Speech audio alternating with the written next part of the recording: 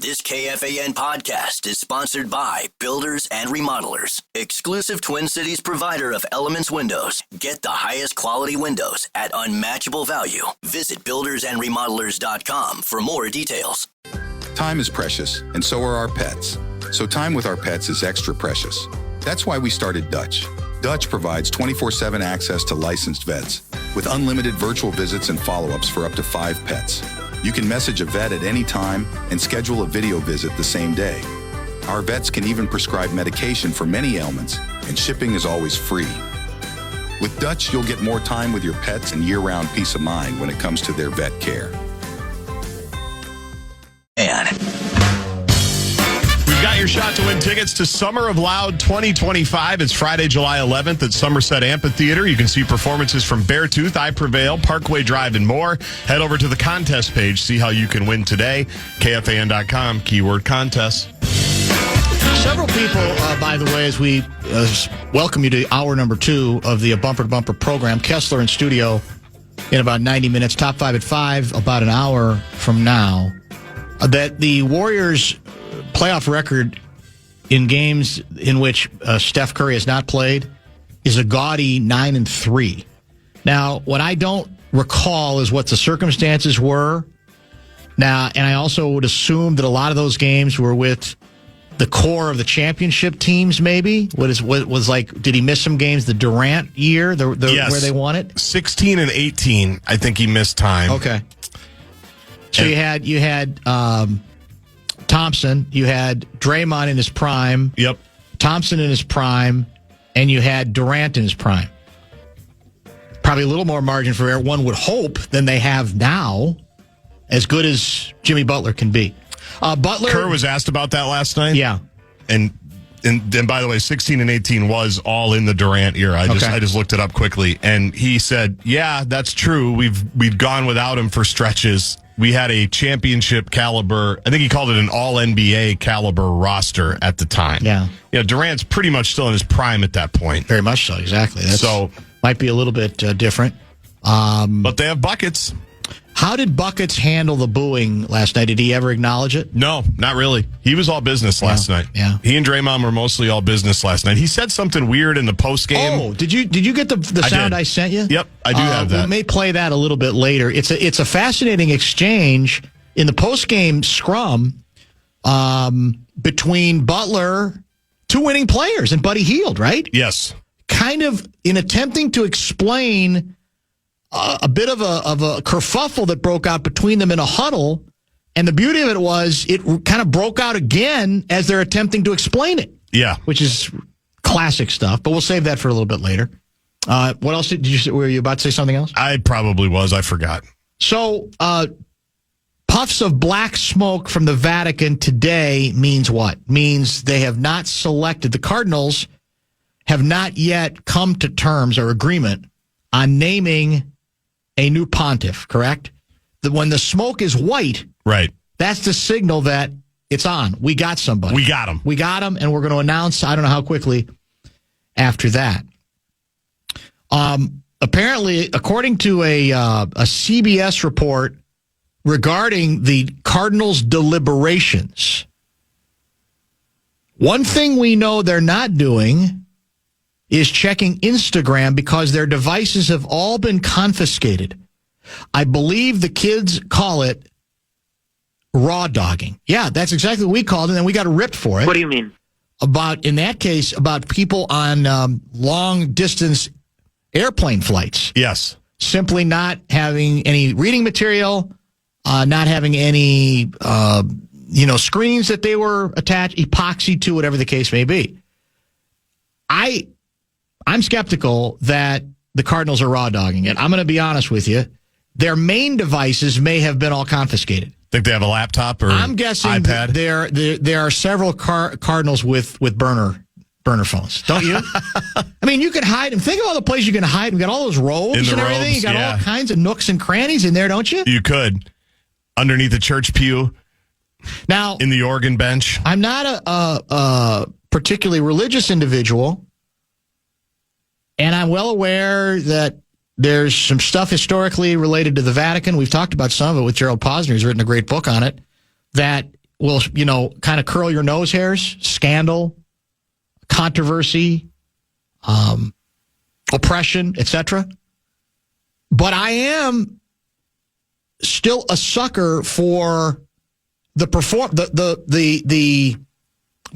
is not the right term because that's trivializing it.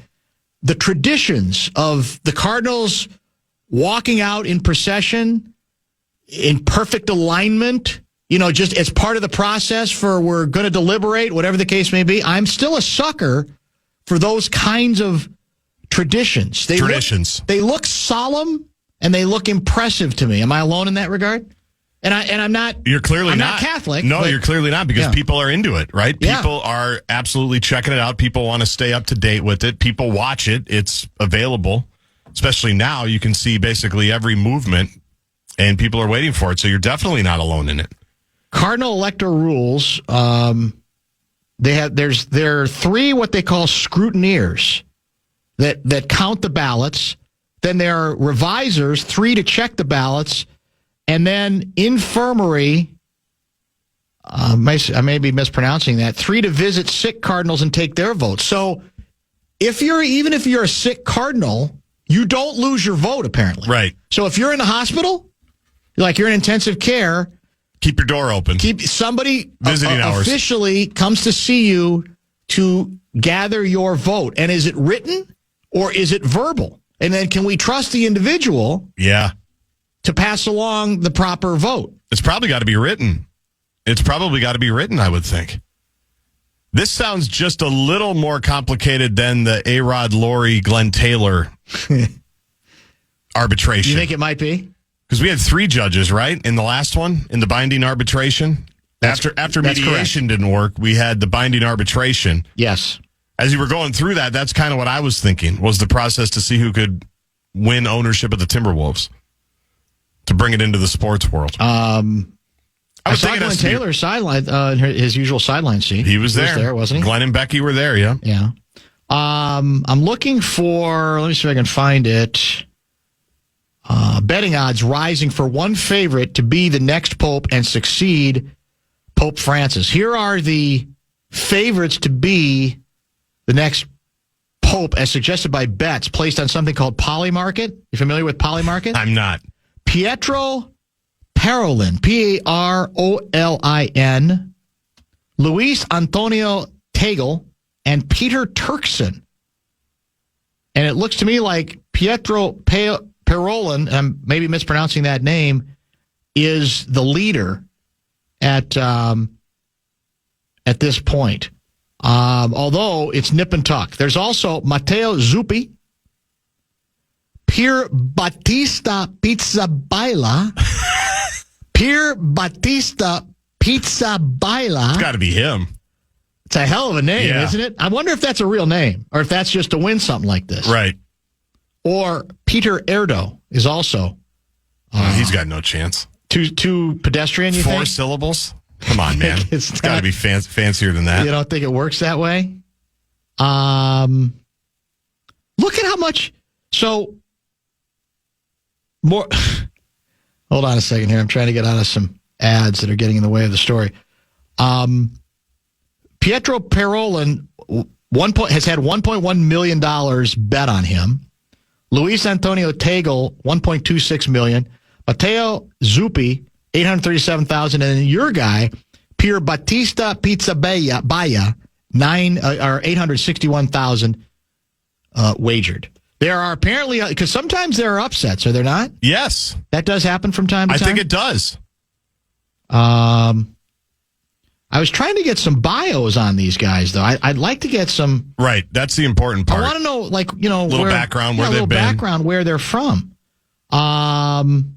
Is there like a J.J. Redick candidate, like kind of a wild card, like a Catholic podcaster? There always is. Yeah. Pietro Parolin is the Vatican Secretary of State, generally considered more moderate than the liberal-leaning Pope Francis, and has been noted by papal experts as a likely candidate. You don't want a woke pope. Luis Antonio Tegel is from the Philippines, who has drawn comparisons to Francis. He's considered a liberal-leaning cardinal. And then we mentioned two more Italians, Zuppi and Pizza Baia. They're both Italy. And then Peter Turkson is from Ghana. Oh. Peter Erdo, who you've dismissed because the name's too pedestrian, hails from Hungary as well and is considered a bit more of a long shot. In all honesty, is there a newspaper that literally that's all it does? Like during this period when there's a need to select a new pope, all they do, like every story in the newspaper is related to this story. It should be a hell of a story to cover, but how do you develop and establish sources, inside Vatican sources, that lead you in the right direction to write these kinds of stories? Is it like anything else where there are people who'll talk off the record? Probably. There are who's below cardinal in the Catholic pecking order? I'm not the guy to ask. Whoever it is, Bishop, like maybe? Bishop, maybe a bishop who shall remain anonymous, right, passes along this nugget of information. This cardinal or this candidate is a little too raw, maybe not quite ready, might need a little bit more grooming, might be the front runner the next time they're selecting a pope. All that, I think it'd be fascinating. Well, I think it's pretty obvious what you do. I mean, there's got to be a Vatican City Gazette newspaper, right? Or at least an online news publication, Vatican City. Yeah. And you go to church, and it's like you used to do. What you didn't like about baseball, you didn't want to sit by the batting cage. Before the services start, you just kind of hang out by the altar. But maybe you do. While they're doing communion, you're waiting for everybody, the hymns to stop being sung. Maybe you sidle up in a pew and start talking to one of these guys. Is there a Pope Combine, for example? Is there such a thing? What would be commensurate to a Pope Combine to find out who might be best qualified? And what kind of events, when it comes to the papacy, what kind of events would you run to try to get, sort of a rating on various pope candidates? I mean, sermons would be probably like the 40-yard dash, right? Or is that the game tape? Is sermons like just having them? I think sermons would be the game tape. Sermons got to you got to look at the film. Yeah. And what do they put down on paper? How do they project? Are they good orators? Do they have a good message? How do they interpret the Bible? The whole bit. And then there's got to be like, private counsel. That's probably like the bench press or the 3-cone drill. How do they do in more intimate settings, with their congregations, things like that? And there have been some obviously some great books and movies written about the intrigue and just how vicious. We talked about that with Gerald, how vicious it gets, how much backbiting there is, how political it gets. Conclave is the book that came out. Now there's a movie out as well that's getting a nice sort of second momentum. I mean, if you've written a book about selecting a pope, a fiction book, how does it get any more serendipitous for you than the pope passing away? In all seriousness, yeah. I mean, you get a whole second win, do you not? His books, I can't remember the name of the writer. Harris, I think, is his last name. This book's got to be through the roof. And now, like I said, the movie came out that's based on the book as well. Don't use the word grooming when talking Catholic Church. I was going to let it go. Yeah. I let it slide there. I didn't want to stop your momentum. That Cardinal Pizza guy sounds like a Dean Martin song. How about bonus bucks? We shouldn't we? Why not? BigDeck.com would love to help with that. It is our national cash contest. Keyword for the 4 o'clock hour is check. Go to KFAN.com and enter the keyword. Time is precious, and so are our pets. So time with our pets is extra precious. That's why we started Dutch. Dutch provides 24/7 access to licensed vets with unlimited virtual visits and follow-ups for up to 5 pets. You can message a vet at any time and schedule a video visit the same day. Our vets can even prescribe medication for many ailments, and shipping is always free. With Dutch, you'll get more time with your pets and year-round peace of mind when it comes to their vet care. Word check.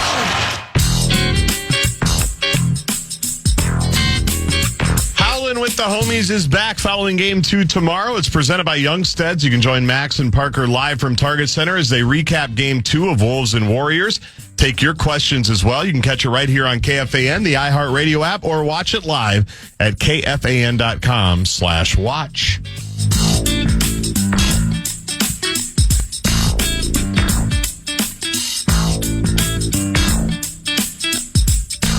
Kessler will join in studio probably about 5:30 or so. I have to talk to him about an individual he knows well that I happened to run into yesterday, actually, at the grocery store, that he'll probably get a kick out of. Bradshaw and Bryan KFAN text line continues to be open at 64686. A couple people are saying we need to find the Marty Wexler III. Oh, yeah. Of, I guess you could say, Pope scouting reports or Pope candidates. Yeah, something like that. I don't know if that person exists.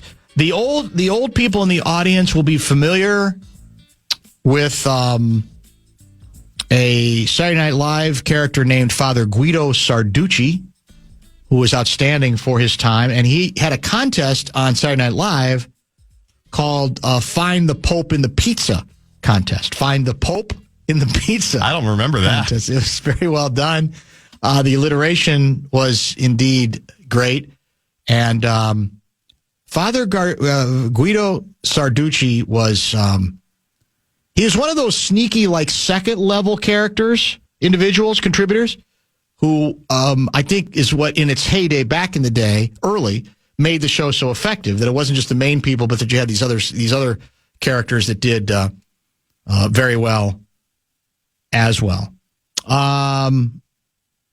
Couple suggestions have come in regarding who is the real actor who played the character, and is he still alive? Father Guido Sarducci.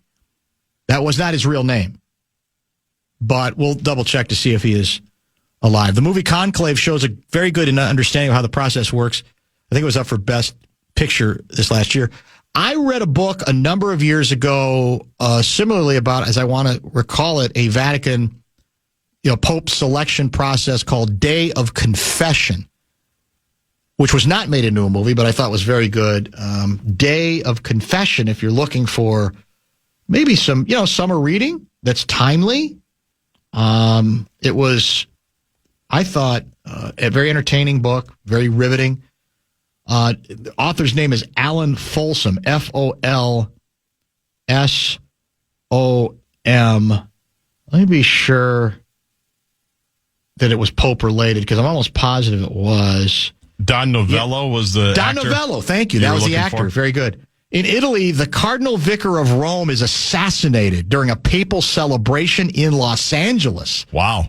Entertainment lawyer Harry Addison receives a desperate message from his long-estranged brother, Father Daniel Addison, a Vatican priest. Hours later, a tour bus with Father Daniel aboard explodes on the road to Assisi. When Harry arrives in Italy to claim his brother's body, he discovers that not only may Father Daniel still be alive, but he is the prime suspect in the murder of the Cardinal Vicar. And in a sudden turn, Harry finds himself framed for the murder of an Italian policeman. So it might not be Pope-related, but it was Vatican-related. Day of Confession. Very good book. Very good writer. There's a bunch of those, though. Not surprising. It's a popular phenomenon. Has to be, does it not? John Thavis was former bureau chief stationed in Rome by the Catholic News Service, wrote 2 books on the Vatican, plus he's one of us. Take that name down. John Thavis, Thavis, Guardsy. Former bureau chief stationed in Rome for the Catholic News Service. I wonder if he's retired back to the Twin Cities. Or maybe he's just... Have you ever spent any time in Rome?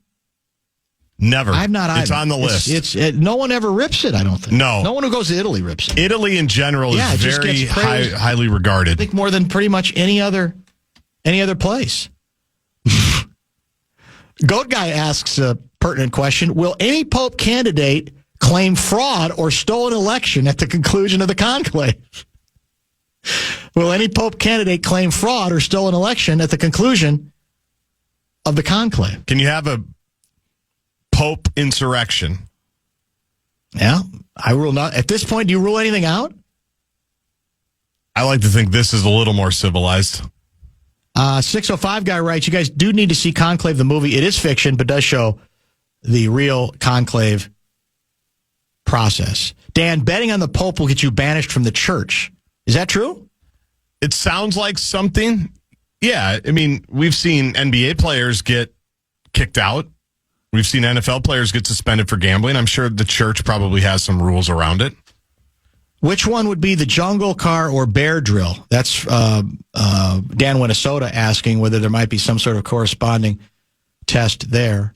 But no, as far as I bet you there is a Pope selection Wexler somewhere. I'm sure there is. And there's people who do study this and have been doing it for a long time. And like athletic directors, do the people that are in charge, all the people that you talked about that vote on this thing, do they all have their own short lists?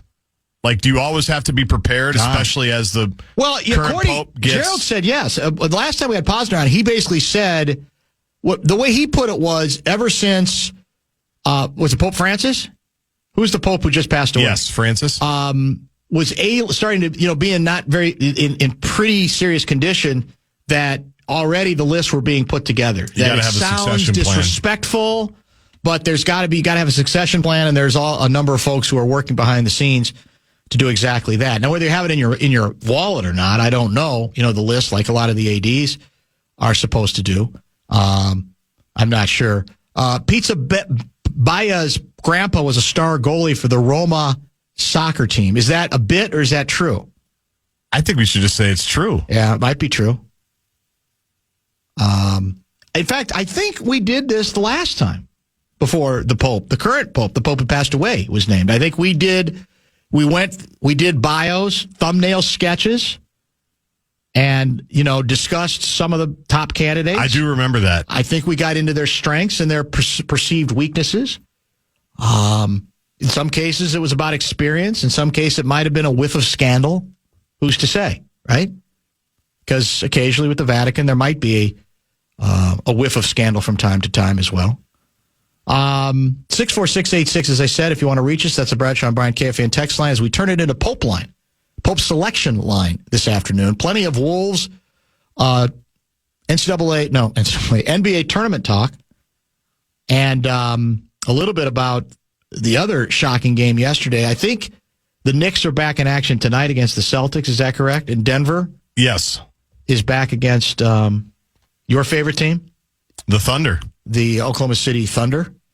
And so far, road teams have won every game, correct? In the second round of the tournament? Yes. There's no home court advantage right now. Which is pretty stunning. Yeah. I mean, has it ever happened where all four? Maybe. Winning game one, I'd probably guess no, but somebody said Father Guido Sarducci was on Colbert last night. Really? Is that right? That serves me right. I don't watch late night TV anymore.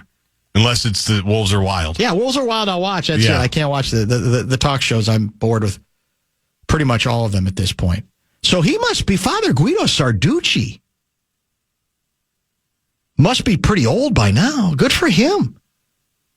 Because, we're talking about the early days of Saturday Night Live when he had a very, very much of a cult following on the program. In fact... Well, Novello's 82 years old right now, okay. If that's true. And his bit, when he would speak into the camera, he was smoking. He's smoking on the air as well. Father, are there any rules against that? I don't think so. Is there anything that says a father can't smoke? I don't think there should be. Why would there be? No, I'm just wondering. I don't know what the rules are anymore. But speaking of the devil, he was on the late night show, Colbert. Around the time of Martin Luther, there were 3 people claiming to be the true pope. So, yes, there have been controversies over the centuries. Think about that. That's according to Papa Taco. No, actually, Papa Taco was a different guy. He's asking, is there a male Mel Kiper who breaks down all the candidates? Well, our version of that is Marty Wexler III, but I'm sure that there absolutely is indeed. Angels and Demons, the other Dan Brown book that doesn't get as much attention as Da Vinci Code. I actually thought it was a better book. I also thought it was a better movie. And that is Angels and Demons. There's a lot of Pope doings in that book and that motion picture. In fact, I think Dan Brown's got a new book coming out. Could never get into Da Vinci Code. I got ripped because on X, well, it was Twitter then, I said I thought it was vastly overrated. And then people got really mad at me. It felt too like Harry Potter-ish in that it was so popular. I think it was like my rebellious younger stage where I was trying to be counterculture. Right. As much as a guy like me can be counterculture. Yeah. Like Da Vinci Code. We're happy for you. It's on 50 movie screens. We're happy for Hanks. I felt the same way about Harry Potter. Is there a Pope butt sweat factor? A texter wants to know.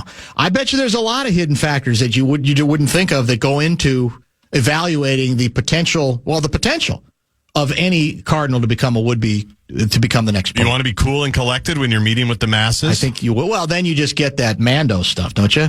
Isn't it Mando stuff that freshens you up? The full body deodorant that you use even there? You've got that in the Pope Mobile? Yeah.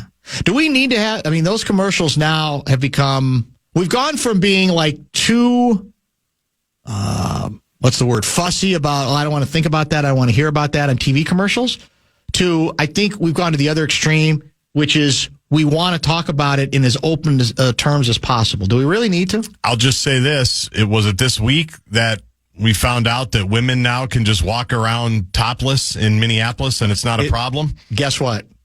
What's up? It's on Kessler's list. Does that shock you? No, it does not. And he puts it under the classification of don't ask me about this, which means he's begging me to ask him about this. And you already know what he's going to say, right? What he said before. Why can't they? Yeah. Kessie, he's the ultimate, the ultimate sort of, equality. Men can walk, Kessler walks around without a shirt on all the time. Why can't a woman walk around without a shirt? I would say that whether we should or not, we've made some distinctions there, which would suggest there might be greater disruption. And if we want to really have that conversation, then we should have it. But we have to really realize what we're saying if we're willing to go down that particular road, correct? That's all. Looking forward to that conversation about an hour. Time is precious, and so are our pets. So time with our pets is extra precious. That's why we started Dutch. Dutch provides 24/7 access to licensed vets with unlimited virtual visits and follow-ups for up to 5 pets. You can message a vet at any time and schedule a video visit the same day. Our vets can even prescribe medication for many ailments, and shipping is always free. With Dutch, you'll get more time with your pets and year-round peace of mind when it comes to their vet care. From now.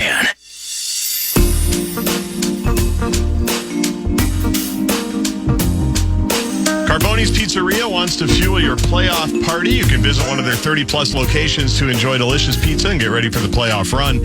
Find your nearest Carboni's today, carbonispizza.com.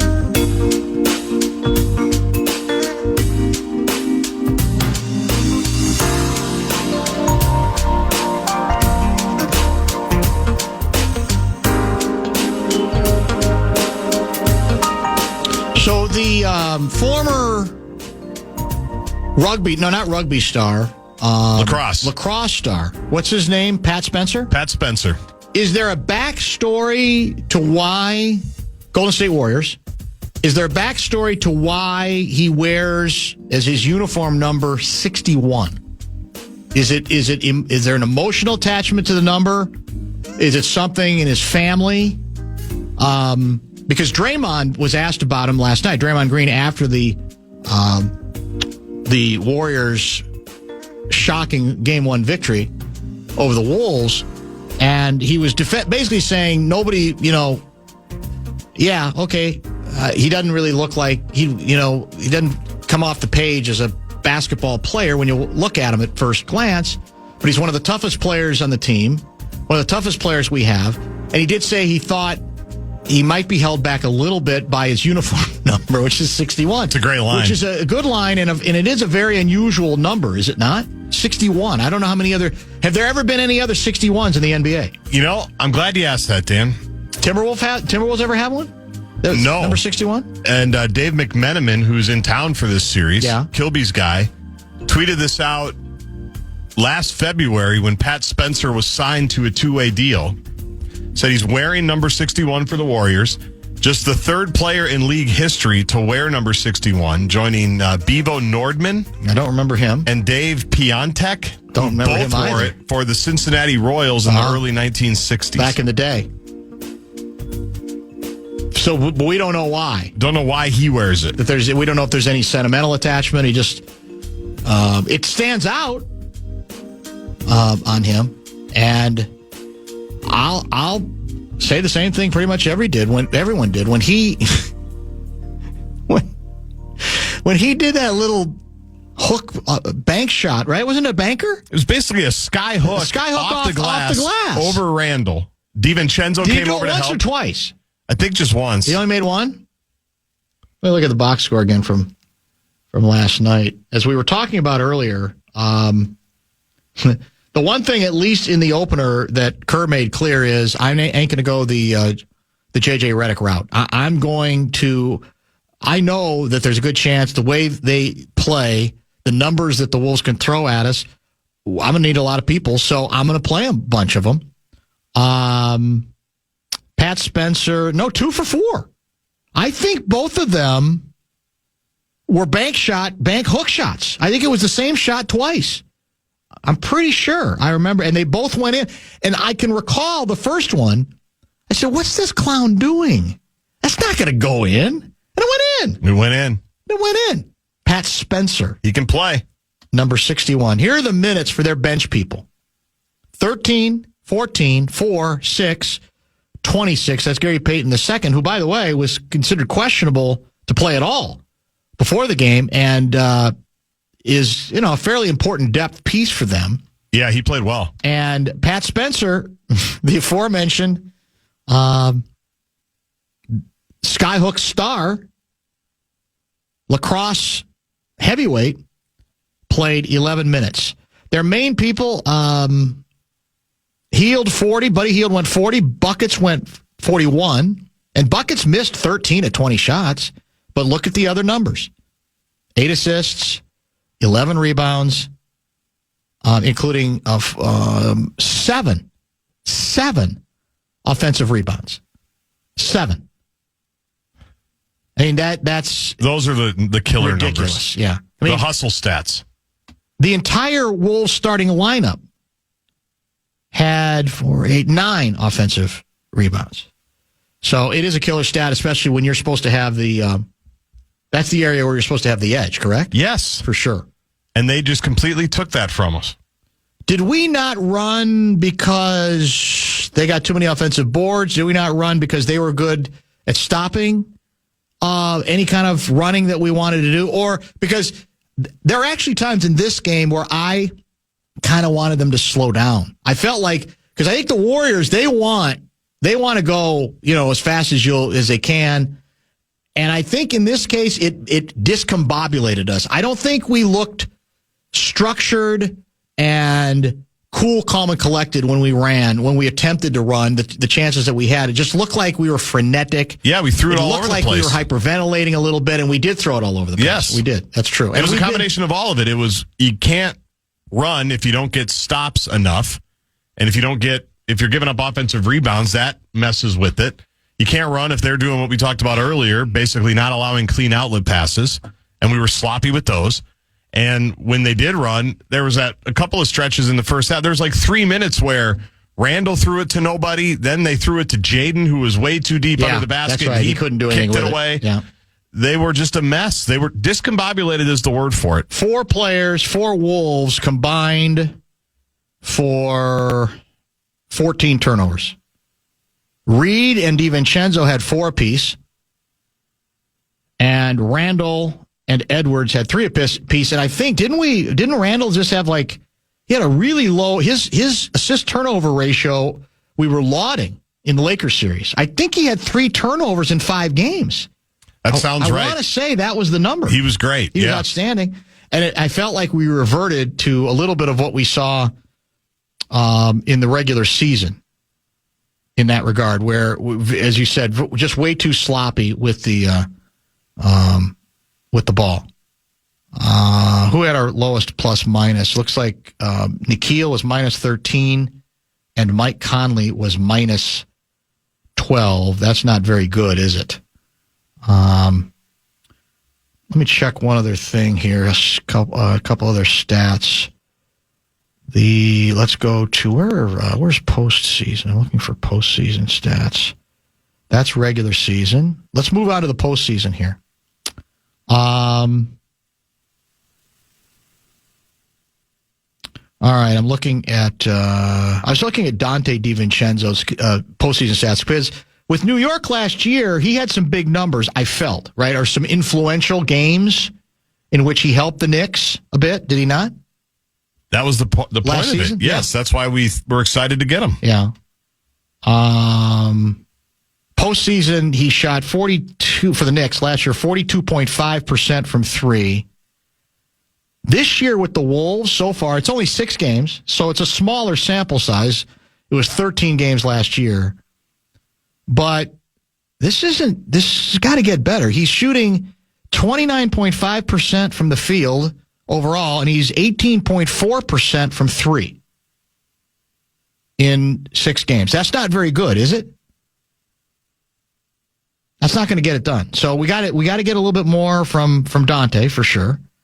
But again, in last night's game, what's your view on how declarative the head coach went on Edwards? Do you think it was, if you're doing the pie chart of blame, are you at 80% on him? Because I think that's high. I agree. Frustrated with him, but I really thought it went deeper, and I will give him a little bit of props for trying to get to the ball to the basket, and just, unfortunately, the ball just not going in. Took a couple of weird shots early. I just think his weird energy set the tone for the weird energy for everybody else. That's what, so it's not 80%, but it's probably 60, 65. Yeah, I can live with that. He was good on the glass. I think he was trying defensively. He's always going to have a couple of hiccups defensively, especially off the ball. It's just how much do you want to live with those? Yeah. It was, I don't know. It was, he had such a weird energy. It wasn't even a lack of energy. It was almost like he was hurt, or there was something. I feel like he disappeared after his first bench stint as well. Like Rosie and I were looking for him on the bench. I don't think he was there. I think he came back a little bit later, just a couple of minutes. So what was he doing? What was going on? It was just so strange and weird and ominous, and that allowed Golden State to really kind of take things over in that second quarter. And that second quarter really was the story of the whole game. It set the tone for the whole game. When he misses 2 shots right at the rim in a row on the same possession, it's just a strange. Then you knew it was just going to be a weird night. It just felt like a weird night. Apparently, one of the suggestions here is on the Spencer number 61. It's 6 plus 1.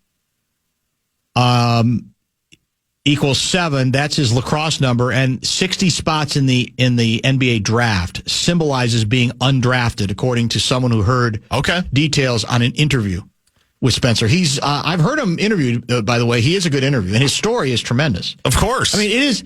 I don't know what the odds are, how Vegas would handicap the odds. And a guy who was a big-time lacrosse player, plays 1 year of college basketball, I think just 1 year at Northwestern, right? Do you remember him with Northwestern? I don't. I think it was one of the COVID years. Okay. He did play hoops at Loyola, too, I think. Oh, he did? Okay. How about the head coach, though? I mean, how about Finchie? I mean, I lauded him. I thought he did a great job in the first series, and I don't want to make this all result-oriented to decide he got out-coached. I'm not really even willing to go there, but I do think part of what you ask coaches to do, even if they have a right to be frustrated by execution, it's still, I think, incumbent upon the coach to say, I still got to try to come up with some stuff. Now, maybe he felt he did, and they didn't do that either. But I never felt like there was any stretch where, okay, we're gonna counter that chess move with these chess moves. And I do think last night was a game that almost begged for him to use more people, because again, Nikhil was not very productive. His shooting is screwed up right now. It's evaporated. For whatever reason. And that's a problem. Yes, obviously. So I would like to see a little bit more willingness to say, okay, part of this is I got to figure that out for them. I got to help them. I got to give them answers. I have to give them potential solutions when, even if I'm frustrated with the way they came out, and because they didn't come out. It's undeniable that they did not come out right, given the circumstances where you'd feel they should feel very good about their situation and what the opportunity that is now afforded them. But I also would like to get a little bit more from him. I don't want, the false modesty or the false platitudes of, it's all on me. Everything falls on me. That's a cliche too. But I wouldn't have minded some sense of, okay, let's try a couple of different things here to counter whatever they seem to be doing. And I assume we're in the laboratory today trying to figure out antidotes for the zone. I mean, we knew they were going to play some zone. Everybody predicted it because they can. Yes. And we saw what the Bucks did to it, but it doesn't seem like... Did the Lakers play much zone? They might have played a few possessions. Yeah. I don't remember it for great stretches. But that's the key stretch, the beginning of the second quarter. That's when everything started to go pear-shaped. Unraveled. And I think he finally called a timeout after they ended up getting down 10. Wasn't it a 12 or 13-0 run to start that quarter? The energy was bad. The vibe was bad. Guys were throwing skip passes, 50 feet in the air that they were having to save in the corner. Yeah. Because we've also seen, I think the Lakers did go zone a little bit, and I think the Wolves just carved it up so quickly. If I remember right, McDaniels basically just dribbled in from the wing, knocked down a 15-footer, and that was it for the zone. They just knew exactly what to do. They seamlessly went in and attacked it. Might have been out of a timeout. I don't remember specifically against the Lakers. But our answer... And maybe it wasn't as good a zone. I mean, that's also possible. There's that, too. Yeah. The effort probably wasn't there from the Lakers, which is, I think, a big part of why the Wolves won that series so decisively. But the ball was flying all over the place, and guys were just slinging threes in the first 4 or 5 minutes of that second quarter. Yeah. And that's where I would have liked to see a timeout, maybe a possession or two earlier before the air completely got deflated. Because even for the first quarter, being as choppy as it was, they were ahead. They were ahead by 2. Yeah. They'd kind of stabilized a little bit. Randall was getting in. He was playing well. Their defense was great because they were down early and they came back. They finished the quarter pretty well. But that start of the second quarter, it was so aimless. And all you have to do is just watch how the passes are being delivered and how they're being caught, and no one's locked in. My recollection is we saw the Lakers zone by putting somebody, I don't remember even who, like at the free throw line, basically, almost in a joker kind of spot. Yeah. And sort of revolving out of there and getting easy layups, backdoor play, all sorts of stuff. That's now, maybe again, the Warriors are better at what they're executing, and maybe it's a different kind. It looks to me sort of like what they call in the business a matchup zone. Yep. Primarily. And they were extending it pretty high. They were. But when they extend it high, the middle should be even more open. It should, absolutely. There's definitely more room for you to navigate. And they just looked content to... We're just going to throw it to the farthest guy, and he's going to be wide open, and he'll knock it down, and here we go. It didn't. That part of it did not go very well at all. Let me get to a couple of other texts here before we prepare for the top 5 at 5. Bucks created the template for beating the Wolves. Again, talking about the zone defense. I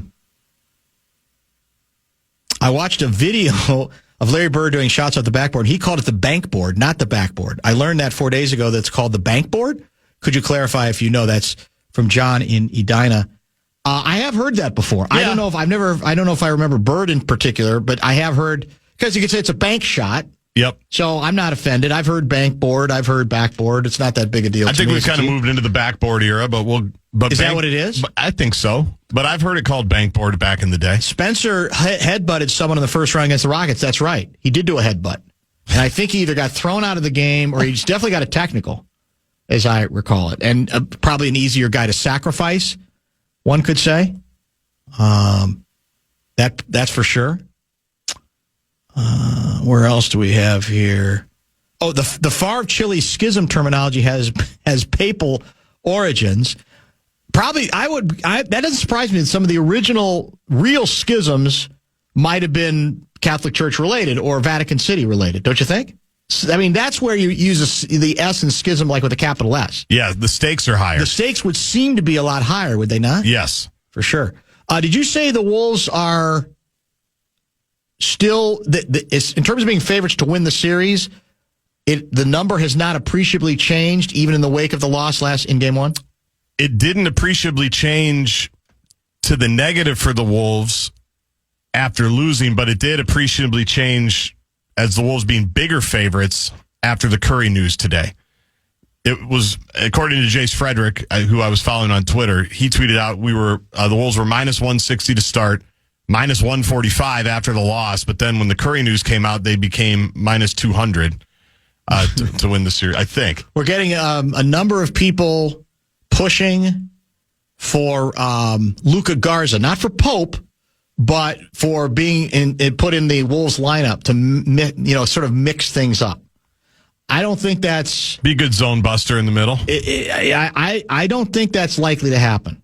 Do you? I just don't think this coach likes him very much. And if he's going to go further into the bench, which he has, I think it's going to be one of several other people before Luka. I think Luka would only be in the case of injury. Right. Or severe foul three trouble. Three players got thrown out because of some kind of a fight. Also possible. Which is also very possible. So I don't think that'd be very likely. Why didn't the Wolves go zone? Worked for Houston. Finchy gets a big chunk of the blame. Did Houston go heavy zone? I don't remember. Against Golden I don't State? either. That would almost surprise me a little bit. Well, again, we do have to factor this in. And I guess it's the beauty of sports to a certain extent. And it's literally less than a week ago. Less than 1 week ago. The Golden State people were writing the Golden State Warriors obit. People around the team, reporters, national writers, national broadcasters, basically saying, yeah, the Butler thing's cool. It was fun while it lasted, regular season. They made things interesting, but they looked dead and defeated and buried after back-to-back really bad performances, games 5 and 6 against Houston. I mean, honestly, they were being given last rites. And here we are, less than a week later. They dominate Game 7. And then they dominate Game 1 here without Steph. So it is a reminder that it's certainly in the Wolves to turn it fast. And as we said much earlier in the show, if they don't turn it, especially with Steph out, whatever love and affection and kisses and hugs they were receiving nationally, that will turn it'll turn on a dime and rather dramatically, not to mention locally as well. Top 5? Hey, the Twins won.